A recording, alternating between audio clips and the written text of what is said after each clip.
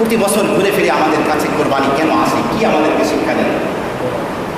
আমার ভাইয়েরা, একজন মুমিনের জিন্দিগি, পুরা জিন্দিগি হলো বিপ্লবী জীবন, কোরবানিপূর্ণ জীবন, ত্যাগের জীবন।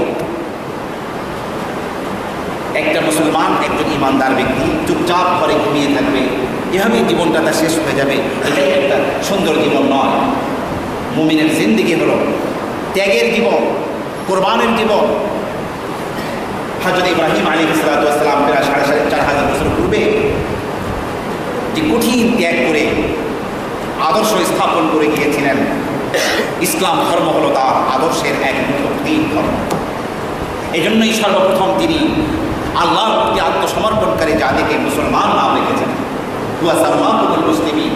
এবং ইব্রাহিম আলাইহিস সালামের পর থেকে নিয়ে আমাদের নবী সাল্লাল্লাহু আলাইহি ওয়াসাল্লাম পর্যন্ত সমস্ত নবী এবং রসুলদের দ্বীনের নাম ইসলাম হয়েছে, এবং সকলেই হলো আপনার মুসলমান দ্বীনের নাম রেখেছেন।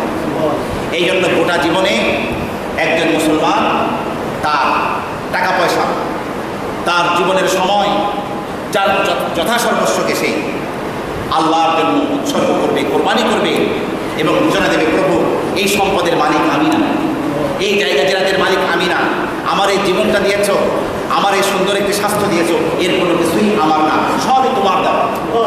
তোমার দেওয়া এই আমার এই নিয়ামত সমূহকে আমি একটু তোমার পথে পেশ করছি আল্লাহ। আমি তো পূর্বসূরীদের মতো পূর্ণ সত্তাকে আমি তোমার পথে দিতে পারিনি, আল্লাহ যতটুকুনি আমি দিচ্ছি তুমি আমার এই দেওয়াটাকে কবুল করো, আমার এই ত্যাগকে কবুল করো। এটাই হলো কোরবানির শিক্ষা। আপনি আমি সকলেই যেন ত্যাগ করতে শিখি, জীবনের সার্থকতা ভোগে নয়, ত্যাগে।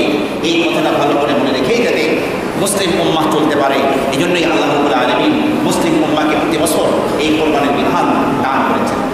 আপনি আমি সকলেই ইসলামের অন্যতম শ্রেষ্ঠ এই ইবাদতের পর্ব, আনন্দ পর্ব ঈদুল আজহাকে আল্লাহ পাকের বিধান অনুযায়ী রাসূলুল্লাহ সাল্লাল্লাহু আলাইহি ওয়াসাল্লাম এবং ইব্রাহিম আলাইহিস সালাম যে পদ্ধতিতে আমাদের সামনে এই কোরবানি রেখে দিয়েছেন, সেইভাবে উদযাপন করার তৌফিক, যোগ্যতা আপনাকে আমাকে গোটা পৃথিবীর মুসলিম উম্মাহকে দান করুন। সকলেই বলুন আমিন।